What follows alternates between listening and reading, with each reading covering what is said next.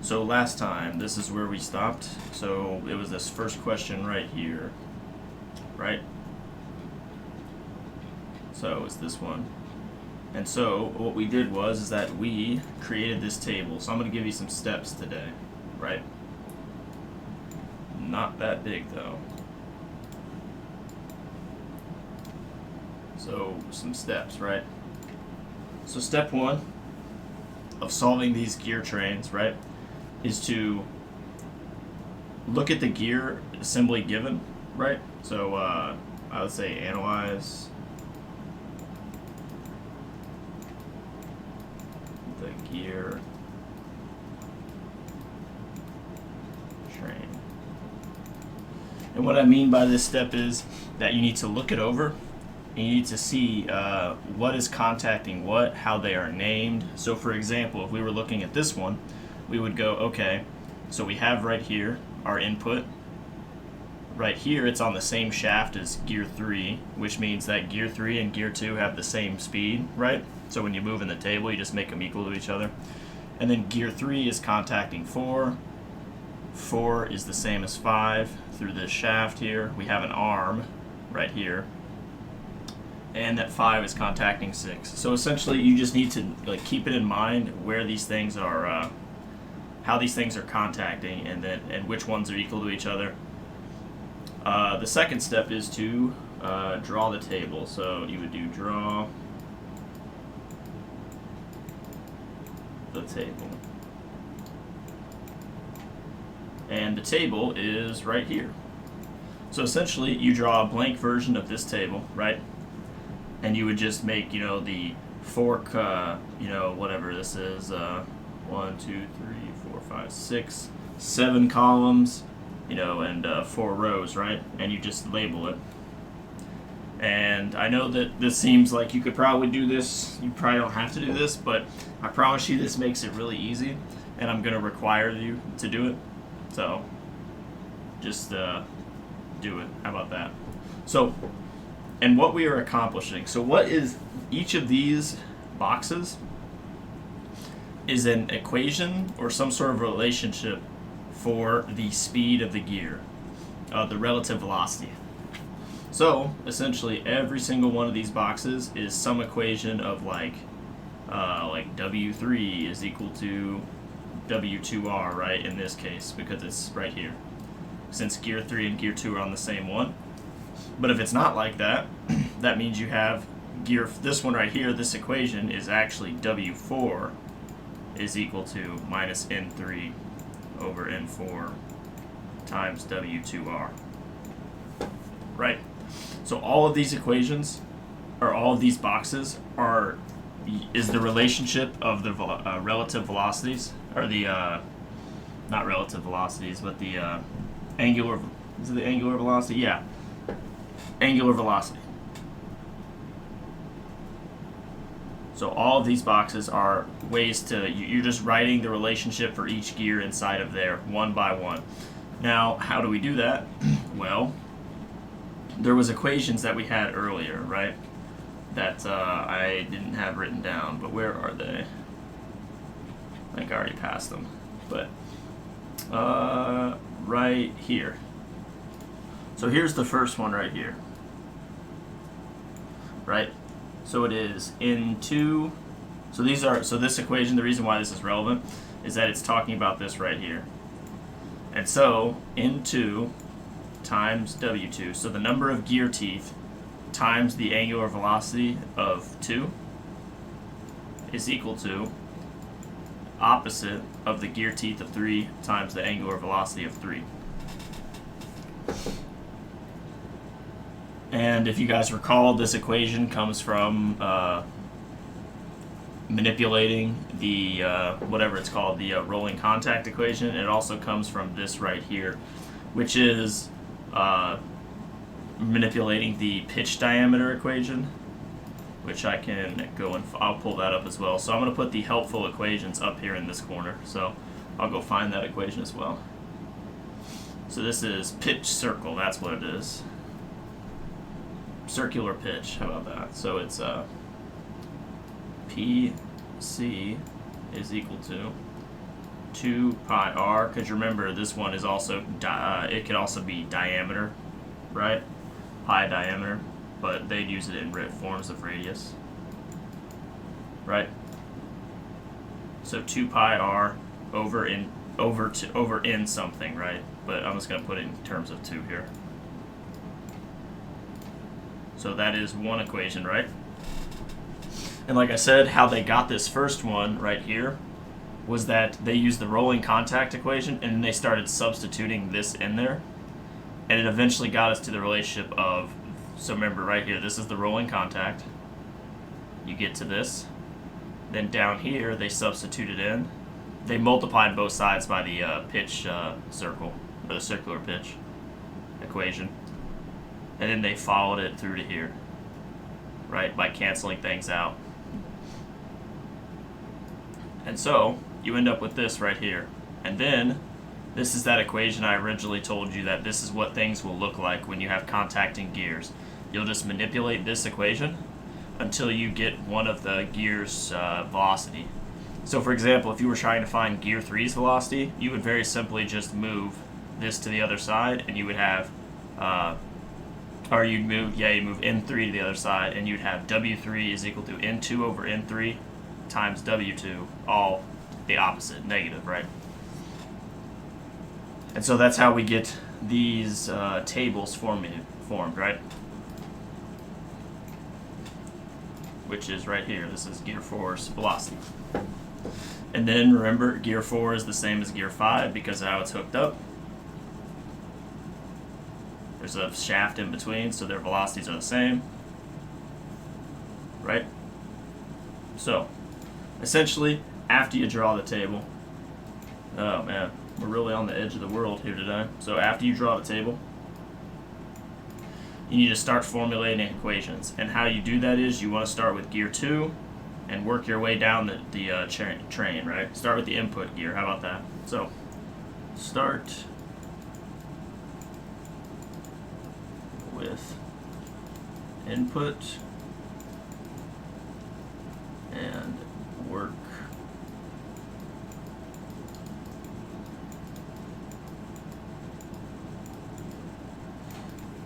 and you also start with the work input and you need to work forward. And so that means you would start with 2 in this scenario and you move to 3, 4, 5, 6, 7, right? Or not at 7, but the arm, right? But you also need to look at these things right here. So these are 2 conditions, right? So the first one is that the arm is fixed. And if you recall in this question, we did have an arm. It's right here. And what that means is that the arm is not moving, right? Which means that you need to look at this. So this is this other equation. So W arm is equal to W2 minus W2R, right? So essentially what this is saying is that the speed of the arm is equal to the speed of 2, but you subtract off the relative velocity of 2 with the arm, right? So whatever's left has to be equal to the arm, right? And so if you make W arm equal to 0, which is what we essentially did, right, by making the arm fixed, this goes to 0, you move that to the other side, and you end up with W2 is equal to W2R. And that is why W2R is sitting right here. Alright? And then, since remember, gear 2 is on the same as 3, they are the same. So basically the equation for W3 is W2R. So essentially, the velocity of gear 3 is W2R. And the reason why there's no teeth of the gear in there, the number of teeth like N3, is because they're not contacting. They're just on the shaft, so they're not actually contacting teeth. So, but if they were, you might have to have that in there. But obviously, if it's on the same shaft, they can't be contacting teeth, right? See the point? So, let's move to the next one. So, like I said, it's just a very brief overview before we move to the next actual question. So, we have W2R is this one. Now we have an equation for gear 4. And so the equation for gear 4 is, remember, gear 4 is contacting, not through a shaft, but they are contacting here and here. So this is gear 3 to gear 4. And it is driver over driven, right? And the driving gear is gear 3. So that means you do the following equation. You write it in this form right here. So you would do N3, W3, but remember W3 is equal to W2R, so I'm just writing that to keep it in this form. Is equal to N4, W4, right? This is the same form as this equation right here. And so what you do is you solve for W4, and so you move this to the other side, and you end up with N3 over N4 times W3, but remember W3 is equal to W2R. So this is subbed out. Essentially you can sub this out for 2R, but I was just writing it in this format up here. And so what you would do is you then plug this right here into this into this box. Simple as that, right?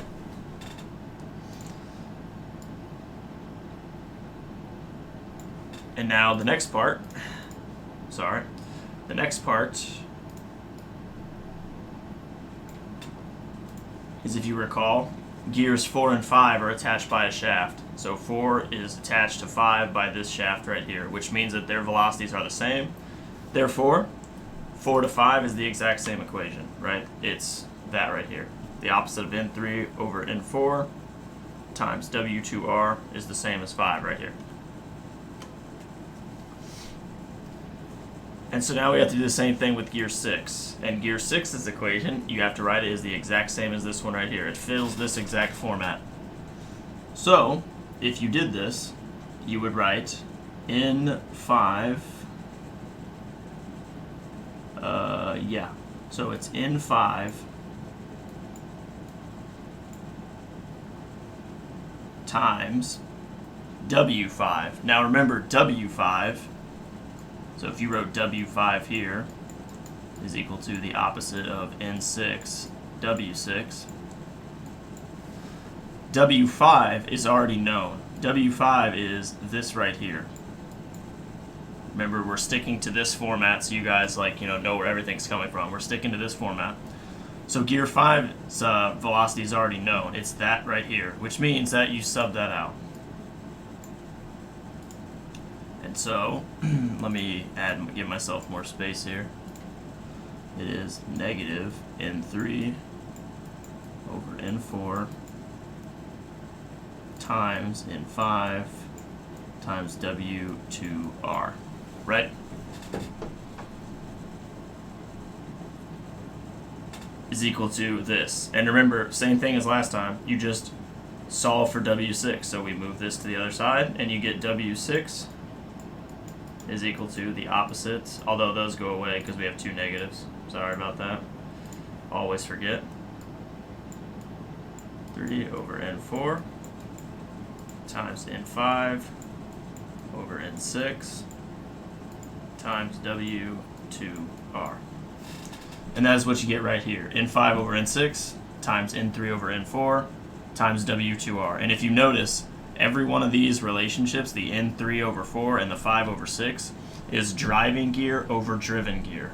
And what that means is, for the people who maybe aren't so sure what that means, essentially what it means is that if we treat this gear as the input, gear 2 is on the same shaft as 3, right? So 3 and 2 are the exact same speed, which means that if we start this thing up, gear 3 is going to have the input, right? Gear 3 is the input in this scenario now because they're attached. So gear 3 starts spinning and it spins 4. So this is the driving gear. It is driving gear 4. Gear 4 is the driven gear. And then if we go over here, once again, they're attached on the same shaft. So gear 4, I guess, could still be driving it, but they're the same because they're on a shaft. And then 5 is driving 6 because if you just started this up, 5 is now the input to gear 6. So it always ends up with the drive. It's driver over driven. So essentially the one before it. So if we're going from left to right here, like that, it's the gear before it is the one that, or up and down, right? However the gear train is moving, the one before it is the one that's driving it. I guess to make things a little more simple. Alright, so let me go ahead and get rid of this stuff while we move on to the next thing. So the first row, and once again, because the arm, we treated as the arm was fixed, we put a 0 in there, right? Because the arm has no velocity because we have fixed it. And now here's the second one. The second condition is the gears are locked, which means that they are not moving. No gear is moving. And the arm is rotating, right? So, what that means is that essentially every single gear's speed is W arm. So essentially what this means is that you would get rid of this one. So think of W2, right? If W2 is 0, because once again the gears are locked, we get rid of that. That means that W arm is equal to the opposite of W2R, right? And so what we do is that we essentially plug in W arm for all of these, because once again, if 2 is not moving, then none of the other ones are moving, and the only speed is that it's W arm, right? This arm is the one moving. So everything becomes W arm here. And this is how it always goes. There's always an arm fixed, a gears locked, things like it just goes in that order.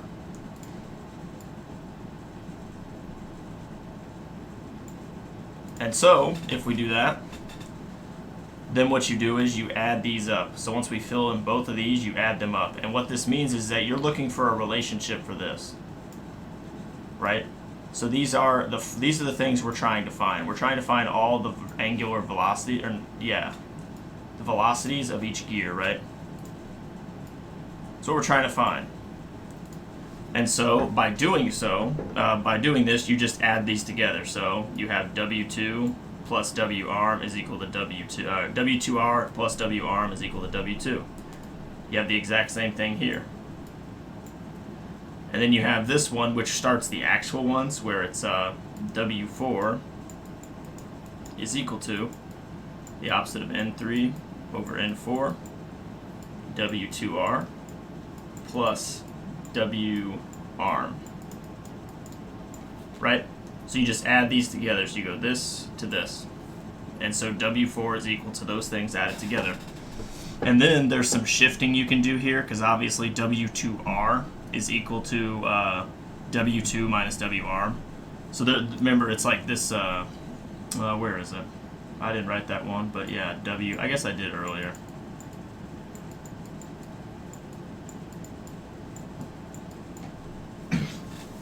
So that equation, so this equation's big. This equation allows you to substitute into here and get an equation all in one variable, which is how you solve equations, right? You know, you solve them in terms of one variable if you can. And so that's why this equation's big. So I would hold on. These are the big ones. So the ones that I'm Xing are the ones that are like the things that you should probably hold on to. This one is the equation to solve all of these. This right here is basically where this equation came from. And this right here allows you to substitute in after you have solved all of them. So that's very helpful. Right? And so, now the further thing that we do is, as I said last time, our goal is to try and find, and so after this here, I'll just go ahead and start with input and work forward. So once you have filled out the table, the next step is to find an equation for, so W arm. I know that looks like warm, but W arm. So find an equation that is for W arm. And what that means is that essentially find W arm in terms of other variables, right? And the reason why we have to do that is because if you try to solve this equation and you substitute in here, like let's say we do that, W4 is equal to And then this would be W2 minus W arm. At least I think it is. Let me see. Move to the other side. Yeah, it would be. Plus W arm. And so the problem here is that we know what W2 is, right? We know what N3 and N4 are, because those are just gear teeth. So this is gear teeth, this is gear teeth, this is the input's velocity. But we don't know how fast the arm is moving in terms of other variables. So our goal is that we have to find a relationship between W arm and other things like gear teeth and other inputs, right? So that we can plug it in here. If we truly want to know how fast gear 4 is moving, let me get rid of that. If we want to know how fast gear 4 is moving, we have to know how fast the arm is moving, right? Because it's inside the equation. And so, how you do that is you have to find another one, another gear that essentially, which they've already circled it for you right here. They circled the W6. And W6 is the gear, or gear 6 is the gear that they use to find an equation for W arm. And so if you go up here, let me go up. So this right here is something that I want you guys to look out for. And this is a trick that they like to throw into these questions. So right here, can you guys see these? What do lines like that generally mean? Anybody? They generally mean that it's grounded, right? That something is like it's fixed, it's on the ground. And so this is your shot, right? They've given you the keys to the kingdom, although they did it in a very subtle way. And what that means is that W6 is actually 0. Because stationary gear obviously has no speed, right? And so if we know that the speed of 6 is 0, the equation would look like the following. It would be W6, which is equal to 0, which is equal to N5, N6, N3, N4, times W2 minus W arm plus W arm. And so right here, if this is equal to 0, W6 is, if it's equal to 0, that means that you can solve this for W arm, right? If you factor this out and then get all of one side and then move it all to the other one, you can get W arm by itself. And if you get W arm by itself, which they did right here, that means that you can then plug this relationship into this equation right here. And once you do that, you have found the relationship that can give you the speed or the angular speed of gear 4. Or any other gear. It could be gear 5, gear 3, although gear 5 is the same as 4, but you see the point, right? Essentially, once you know that if there's an arm in the question, you have to know the relationship for gear or the arm. And generally speaking, a lot of these questions will give you one of these. They won't tell you it's fixed, but they'll give you this. They'll say that they'll show you some lines attached to a gear, and that's your clue that gear's speed is 0. Right? Does everybody understand that before we move on to the next question?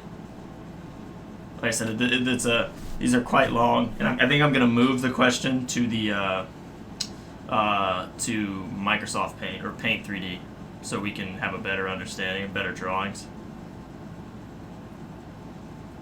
Alright, if there's no one, I'm going to go ahead and erase this and we're going to move on to the next question.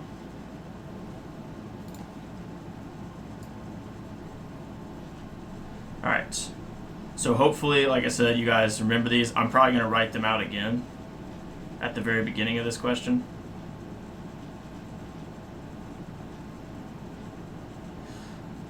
But it's not too bad, right? I mean, I know it seems probably confusing,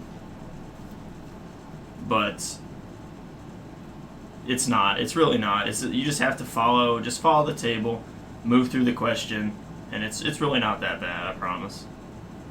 There are some of these that can get kind of confusing, but we'll get to those in a little bit. So I think we're going to do this one right here. So I'm going to go ahead and snip it, and we're going to move over to Microsoft Paint, or Paint 3D.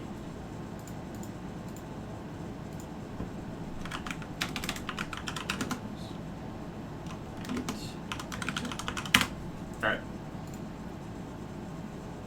Move this over here. And let's do Paint 3D. Alright, I'll make the canvas size pretty big. Alright, let's go ahead and drop this in here.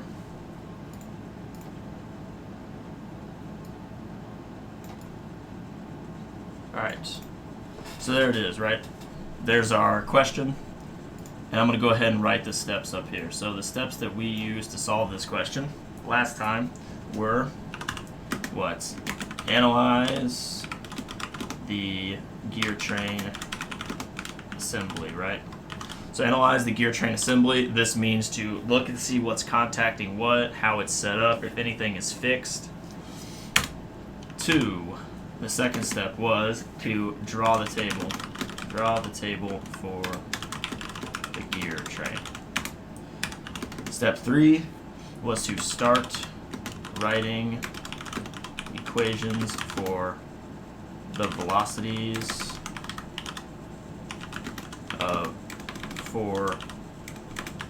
of gears, right? Start writing equations for the velocities of gears. Work from the input to the output, right? And then step 4 was to, once you finish the table, right? So once you have finished the table, you need to find W-arm, right? Find a relationship for W-arm. I don't know any better way to do that. I think I'll just help you out here. Oh wow, that's really small. Let's try that again. That's even worse. Let's try that. And then I'm going to copy that. Find a relationship for W-arm, right? And then once you find a relationship for W-arm, which I will continue it. Once you find the relationship for W-arm, plug in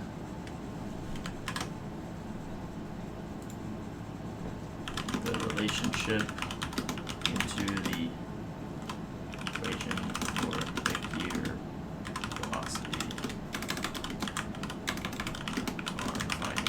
So if we're trying to find the gear velocity for, let's say, gear 5, you then take this relationship and you plug it into that one, right? So this is what we got going on. Now I'm going to make us a table. Hopefully it's a good one. We'll see. Let's make it bigger. All right. So we have, let's go through this really quickly. So what you guys are looking at here is that you're probably saying, oh man, there's 2 sides to this, right? So this is B prime and C prime. Essentially, this is a mirror, right? These are mirrored to each other. So if we find one of them, we find the other one. It just goes in,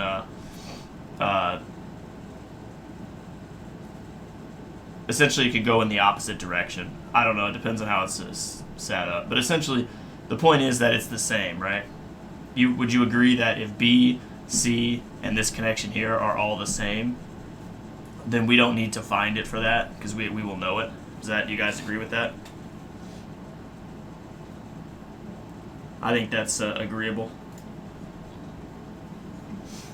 So real quick, let me go ahead and fill out the table. I'll try and do it in like the nicest way possible, but a lot of times my drawings don't end up very good, as you guys remember from the Matrix chapter. So we got that, and then here.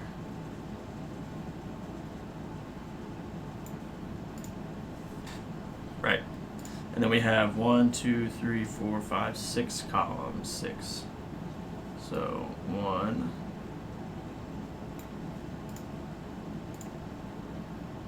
3, 2, 3,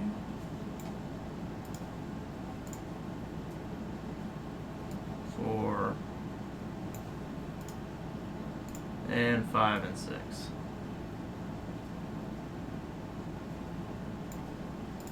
Yeah, I get it. They're all kind of messed up. I understand.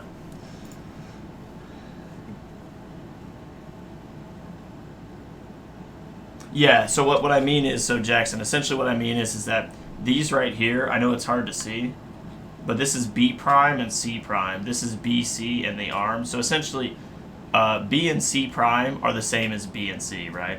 They're just a different direction of the gear train. And so we don't need to find the other ones. We just need to find them for the top. Or you could do the one for B prime and C prime. It doesn't matter. At least not that I know of. I don't remember if it does. I don't think it does. I don't remember doing anything with these down here ever. So, but if it does, I'll, eat crow. So let me go ahead and write this in here. So gears.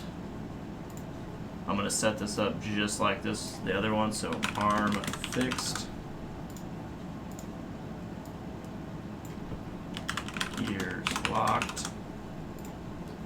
And the resultant. So they say it's the resultant here. Essentially, it means just added all these together, right? So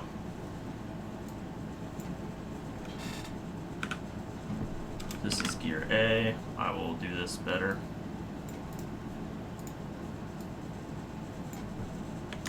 Gear B.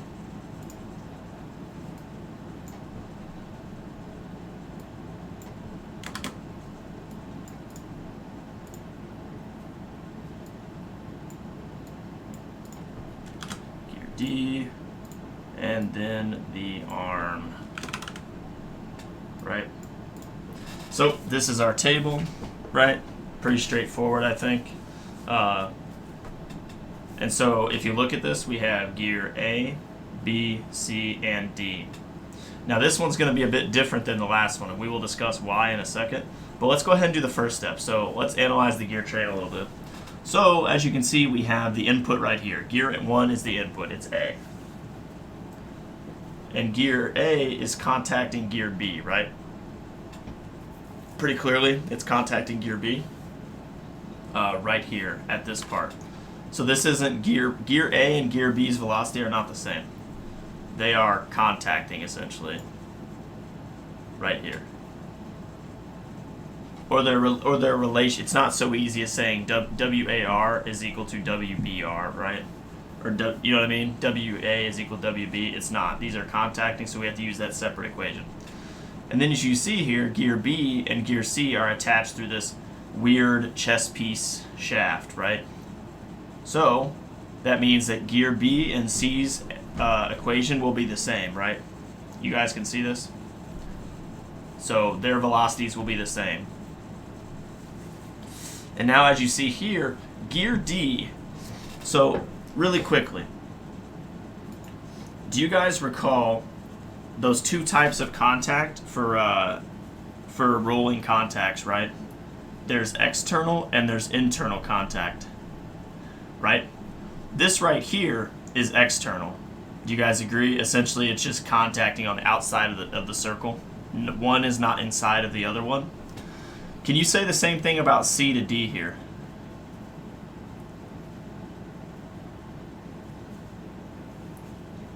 D is this whole piece out here. So is gear C inside of D's circle?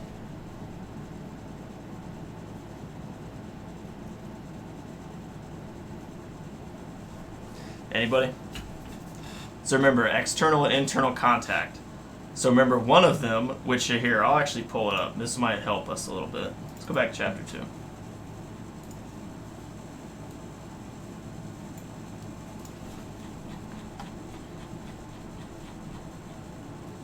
So,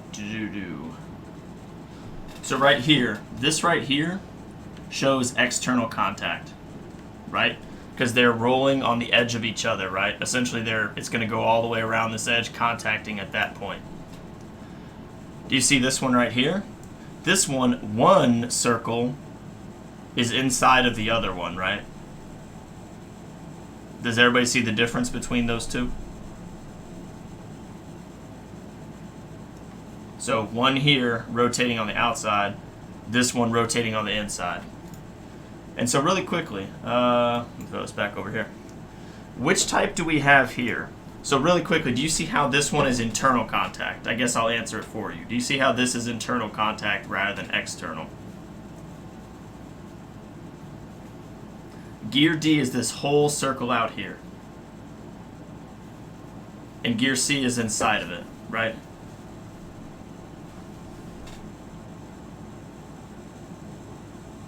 You guys get it?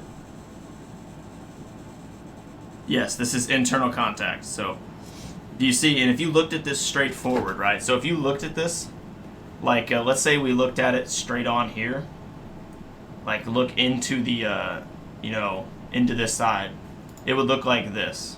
I'll try and draw this, but essentially it would look like this. I'm gonna draw gear D as itself, right? Although gear D's path would look something like that, right, in a big circle, and you would see this one looking straight into it. You'd look at it, although obviously it's not the best I can draw this clearly, but you know what I'm saying. Essentially it would look something like this. That this one is inside of it, contacting at the top, right? Obviously I know that this is like rectangular and it looks like it goes down, but I can't draw that any better. So you have to deal with it for now. So essentially, one is inside of the other, right? And that's the point I'm trying to make, is that, so if you see something like this, it's internal contact, which changes the equation. And it changes it because, you know how we used to have the negative in front of those signs out there? You know, like in the previous example where it was like the opposite of N3 over N4? It's no longer the opposite of N3 over N4 because an internal contact is positive. External contact is negative, right? Everybody remembers this, hopefully. It is right here. Internal contact, positive. External contact, negative, which is why this equation has a plus or minus in front of it, right? So now we're back here. So we've kind of analyzed it a little bit. We know that this is externally contacting with B. A is externally contacting with B. B and C are on the same shaft. C and D are internal contact, and then C is attached to the arm, right? So now we have to start making our way through the question, right? So that's the first part. The first part is that. So I'm going to go ahead and check mark it. So we've analyzed the gear train assembly. Although there is one more thing that we'll talk about when we get to it. But I'll give you guys a little bit of a hint, though. So, now let's move on to the next one. So draw the gear train table. I've already done that because I thought that would take a long time, and I was right. So there we go. And it says start writing equations for the velocities of gears. Work from the input to the output. So, we know that gear A is the input, right? Gear A is the input. So we start here. So the first one is that the arm is fixed. So the arm is not moving, right? So if you remember that equation, which I'm actually gonna write our equations in a nice little text box up here. So we have W arm is equal to WA minus WAR, right? So W arm is equal to WA minus WAR. And so if we know that the arm is equal to 0, this part goes away, and WA is equal to WAR, right? So I'm actually just gonna, that'll be the first equation written up here. So that means what goes inside of here is WAR. I know it looks like war, I get it. We'll do that. So WAR, and like I said, the reason why I can go in there is simply because the arm's locked, which means that you can move this to the other side, therefore WA is equal to WAR. And we're plugging it into here. And now, if you remember the next one, gear B. So gear B is externally contacting with gear A, right? So, how do we do this one? Well, we do this one the same way that we did the last ones, right? Which is the next equation I will write in here. Where it is in, everybody get out your magnifying glasses.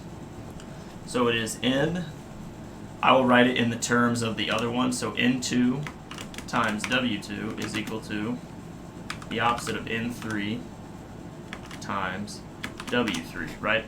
Now, obviously, we're using A's instead of it, 2's and 1's and everything on this one. But this is the form that we keep it in. And so, this is the equation. And remember W2, so in our version, this is WA, this is WB, and 3, so 3 is in B, A is a 2, or 2 is in A. So, if we use this equation and we maneuvered it right, we know that WA is equal to WAR, right? Because we have just done that part of it.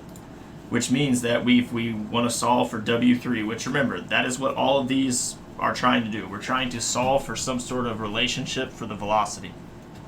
So if we wanted to do that, what this box would detail is, it would be W3 is equal to minus W2, or WA, or NA, NB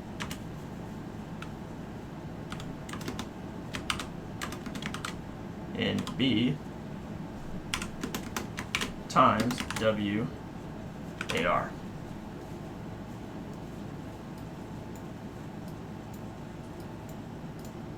Do you guys mind if I just leave it as war? Do you guys understand what I'm doing?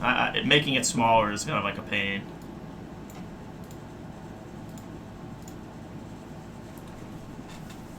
But do you guys see what we just did there? Essentially, we just maneuvered this equation right here, the original form of it. Obviously, we have ends and, here, I'll write the other version of it too, so everybody can be on the same page.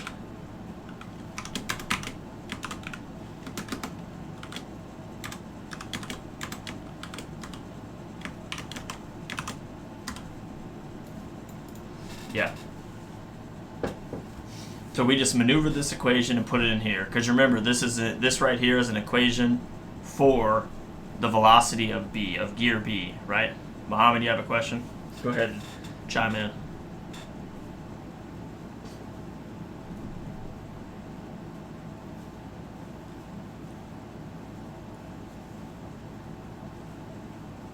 Like I said, just follow these equations, the ones that are up here. And it'll make more sense. Yes, and we put negative because it's externally contacting. You are correct. So right here, from gear A to gear B, so basically get rid of everything else. A to B is external contact. Essentially, you can just ask yourself this. Does the contact from gear A to gear B look more like this? And the answer is yes, it looks like this. It does not look like this. So that is our equation for gear B, right? And it was externally contacting. Now, gear B to C. So if we look up here, gear B to gear C is on a shaft, which means that gear B and gear C have the exact same equation for velocity, right? Same as the last equation. Obviously, if this one's moving at 20 or something, this one has to move at 20 because they're connected. They're actually on the exact same shaft, so have to be the same, right? So we write that in here. We do opposite of N, A, and B times W, AR. All right. Same equation from B to C. Now we have to do gear D. And gear D is internally contacting with gear C. So this equation, I will write the other one up here. So we have NC times WC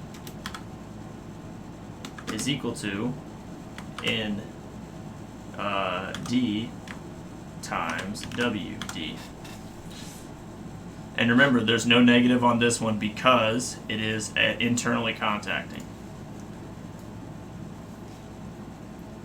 So if we maneuver this equation, so move, if we're trying to solve for WD, you would move ND to the other side. So you have NC over ND. So let me move this back over. Let me zoom back out so we can get to this. So you would have NC, let me see. Yeah, so you'd have NC C over ND, right? NC over ND times WC. And so WC is represented by this equation right here. Because remember, whatever is under C here is the relationship between the velocity of C. So we have to plug in this equation to this. So this would be then times N opposite of NA, NB, times WAR.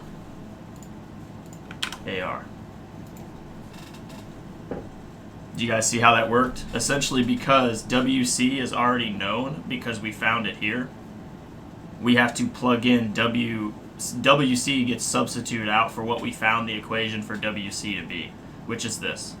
So this essentially goes up to here, and then you solve for WD. Does that make sense? I want to make sure I don't lose anybody doing that.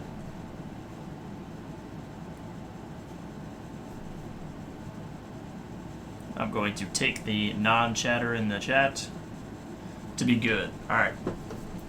And then the last one, the arm. So obviously, because the first condition was that the arm is fixed, that means that this velocity of the arm is 0, right?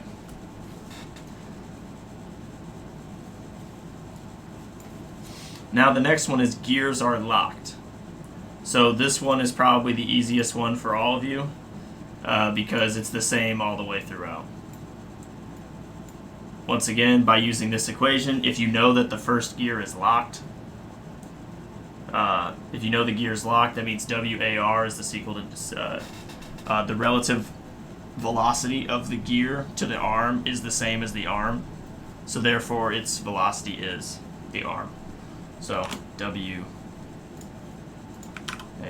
Oh, arm. W-arm.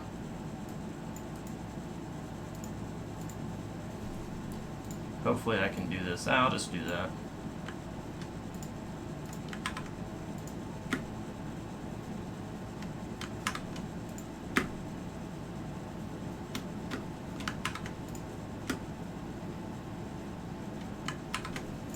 Alright. So W arm goes all the way across.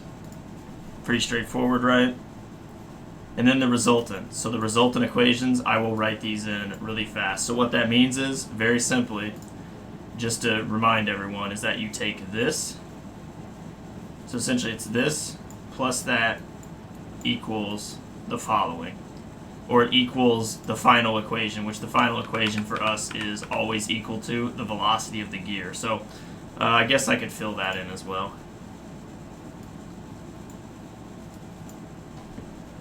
That is tiny. So I'm going to use WA here.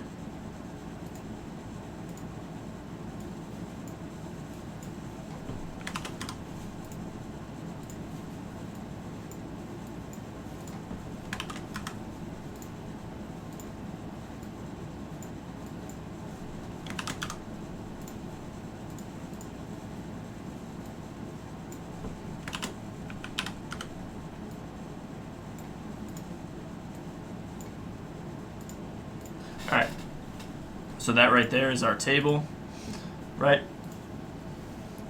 And so, we've now found the table. This right here, so if you made it to this point of like an exam question or a homework question, you are probably going to get most of the points. I will be pretty excited about that. So this is good. I like this a lot. Now, the next part though will get you all the way to the 100%, right? The next part is that I'm going to ask you for you know, the velocity equation for, like, let's say gear 4, right? Or gear C in this case, or gear whatever, right? So what I'm going to do is we then have to go a step further. And the step further that we have to go is we have to find an equation. Remember, the next part was find a relationship for gear, or for the WA arm, right? So we've checked marked all the ones we've done. So now we're on find a relationship for W arm. So I gave you a hint earlier as to how we would do this, right? So we have to look at this one and find out which of these equations is best suited to have us solve for WA arm. Does anybody have a guess as to which one that is? I drew an arrow sort of to the point that I made in the previous example. Anybody want to take a shot at that one?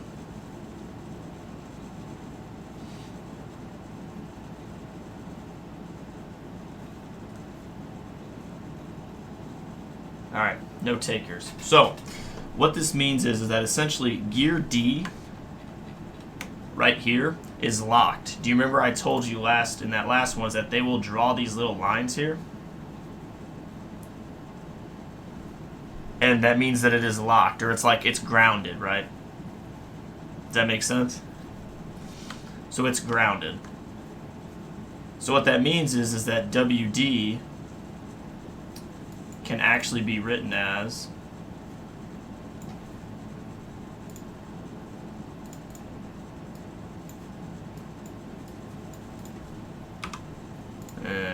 come on.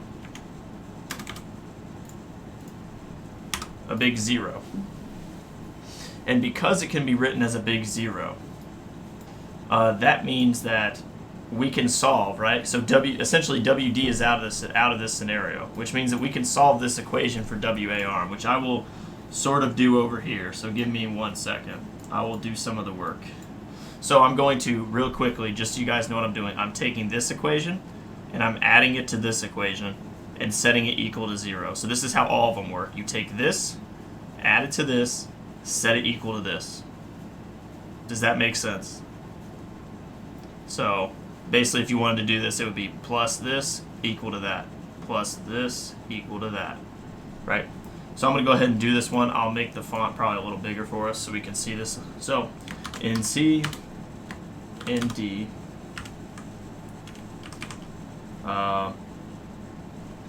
opposite of in A, in B, times WAR, which I will make that a little smaller for us.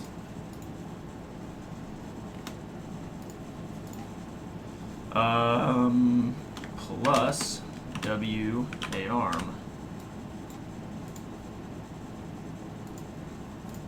Right? So this is this added together. So it's NC, NA over ND, NB times WA arm, right? Would you agree that this is what it is? And it's all, I forgot to write that, but it's all equal to 0 because that is the final thing in this part. And so now the next step is to replace WAR with something that has an arm in it, right? Because that's what we're looking for. We can't have AR and arm in the same equation because obviously that's two variables and we cannot solve, right? So we need to have something that we know along with something in the AR which we're looking for. So I'm going to go ahead and copy and paste this equation, but I'm going to make it a little different. So I'm going to get rid of this. Times, so times, because you remember WAR is equal to, so if you move this the other side and subtract this, it's WA minus W arm. So WA minus W arm. So let's go ahead and mess with that.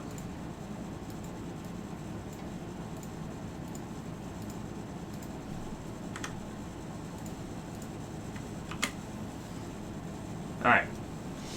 Does everybody see this? How this has worked so far? So essentially, I substituted from this variable out to this equation, right? And everything else stayed the same. Cool. Now the next one is that now we have to start solving for WA arm, right? So if we do that, I will go ahead and write this out because this is probably going to be kind of a pain, but hopefully it's not too bad. I need a minus in A. I'll move the minus to the front of this thing. Minus in A, and then it's times WA, right? And then it's plus in C, in D, in A, in B. And so what I did was I factored this out. So you multiply this in, and then you multiply this in. Obviously, since there's a negative sign here and there's a negative here, it flips to a positive. Times WA arm.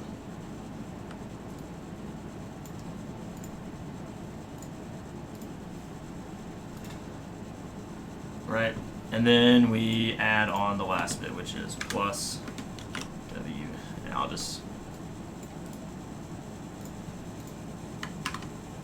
Alright, so do you guys see this so far? So factor this out, and you get this right here, right? Plus WA arm, and this is all equal to 0. I'm just kind of running out of room, as you can see. So once again, still equal to 0. I guess I could just increase the canvas really fast. Oh, well, that sucked. I do this every single time.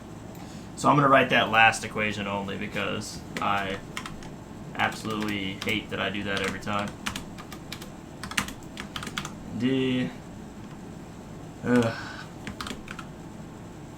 I feel as though I'm good to get off of the page. Like I can just cancel it by clicking outside of it, and it would just put the text down. But apparently not. WA. I was doing pretty good though. Usually it happens way more than that.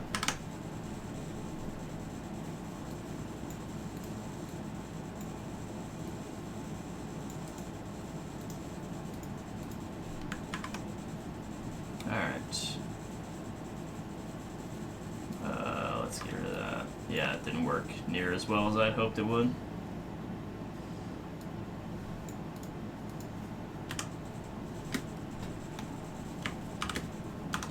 So, like I said, I'm just writing that last one that I so stupidly destroyed.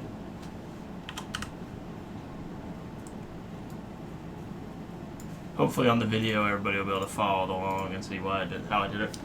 So we're back. We're back to that exact same equation. I'm going to go ahead and click off before I mess that up. And its member is equal to 0. I guess I should try and write that, but I don't know how I'm going to. 2, 0. Equal to 0. I'm going to make the canvas a little bigger. There it is. So, canvas now a little bigger.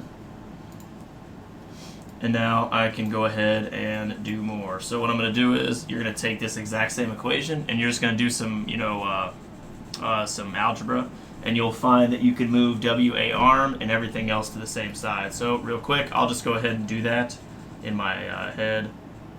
So it'll be WA arm. Let me go ahead.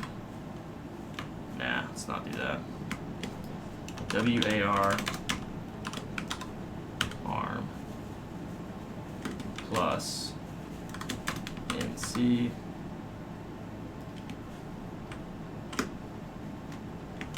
D A and B. Right. So essentially, I just moved the other thing to the other side is equal to NC D and A and B times WA.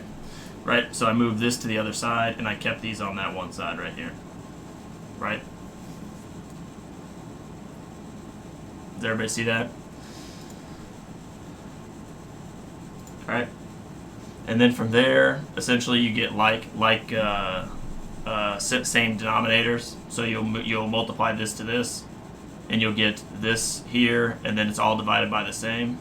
And then what your goal here is to factor that out, and then divide pardon me, and then divide. Essentially, you're supposed to, you want to factor out a WA arm and then divide by whatever is left, right? Is that, I'm telling everybody how to do algebra right now. I'm pretty sure you guys all got this, hopefully. I hope.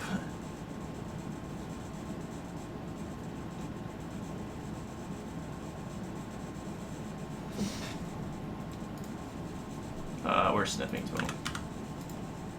So you're solving for WA arm, which I'm going to go ahead and just example 8. I'll go ahead and just put this in here because I don't think I need to tell you guys how to do this stuff. So that right here is what is WA arm equals to. So if you do the algebra, you end up right here. You end up with WA arm, or W arm is equal to this, times WA. I know that's very long-winded, but, you know, that's what you end up with.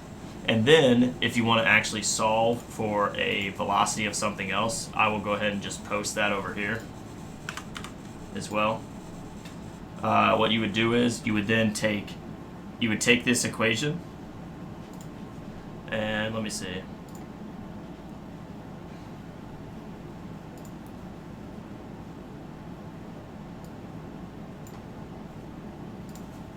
I'm going to go ahead and just post it in here.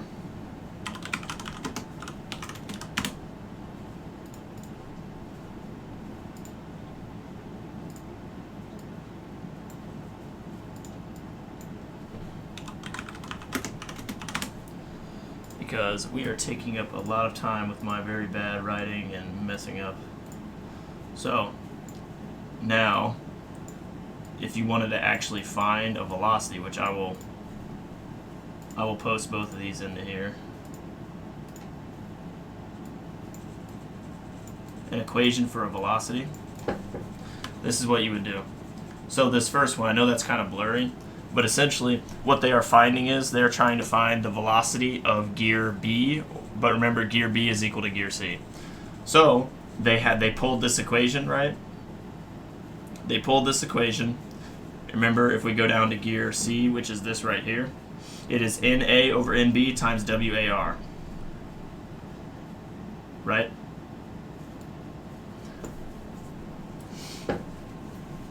And then they add in they take this term, they add it in, right?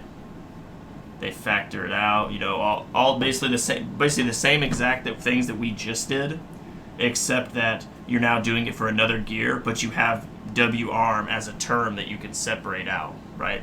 So what you're going to do is that whenever you find another gear's equation, you will then substitute this into it. So W arm is going to go, that equation is going to go into this up here for W arm.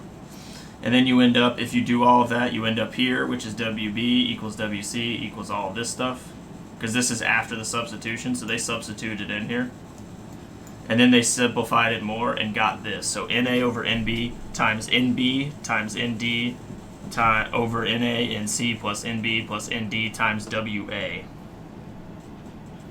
And so, if you wanted to know the velocity of gear C, this is how you would do it. And if you notice, this equation is only in terms of gear A, like the teeth of the gears, right? So essentially this is gear teeth A, gear teeth B, gear teeth B, gear teeth D, gear teeth A, gear teeth C, B and D again, times the input velocity of A. So essentially we know all of this, right? This is all stuff that we should know, right? We should know how many gear teeth there are on each gear, and we should know how fast we're putting our input shaft, right? Essentially if we're spinning a shaft, we should know how fast it's turning, because it's the input, it's what we're doing. And so, this right here, you can find how fast the gear is moving just by that. And so I guess, I know that was, let me go ahead and do that really quick. If you have a question, ask now while I'm doing this.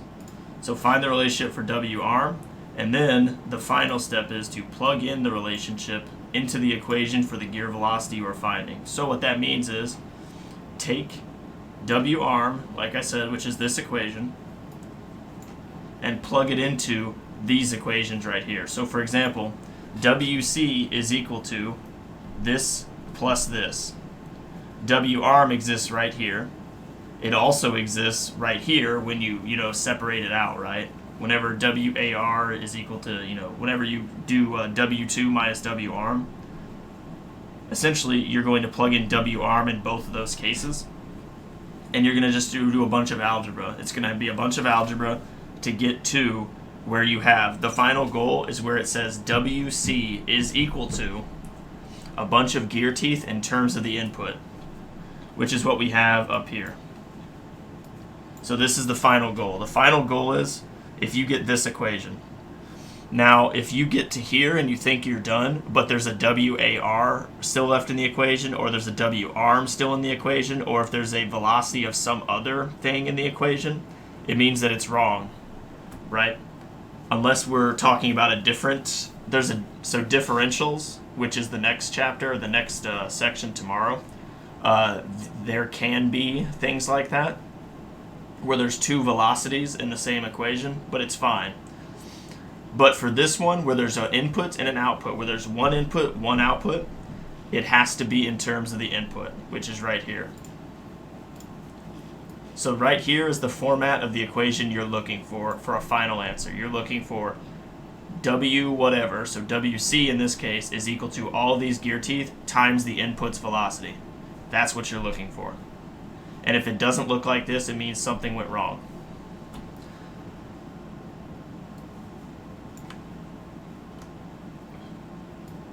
So essentially these last two steps are just a lot of algebra. You just have to do a bunch of maneuvering with the equations, but it's not really that bad. But stick to these steps and you should be able to finish it in pretty easy time. They're really not that bad. It just takes a while sometimes.